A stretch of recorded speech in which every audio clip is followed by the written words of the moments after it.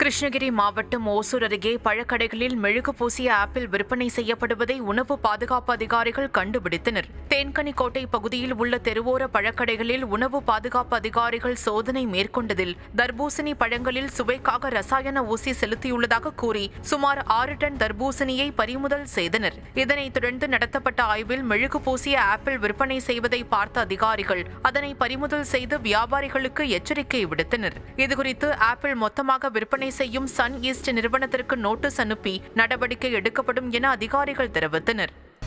இது எல்லாமே கெமிக்கலுங்க.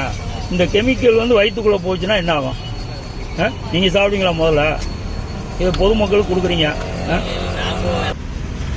இது ஒரு 10 நாள்ல இருக்கக்கூடிய பழம் 1 மாதம் கூட அப்படியே இருக்கும். பார்க்கறதுக்கு அப்படியே இருக்கும், பட் உள்ள கெட்டு போயிடும்.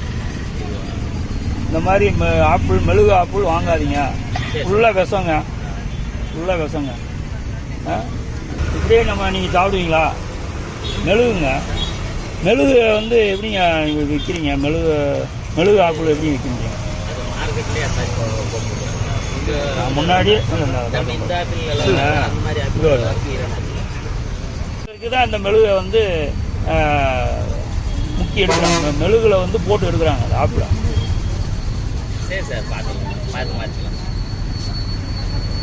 பாருங்க, எல்லா ஆப்பிளும் இருக்கு.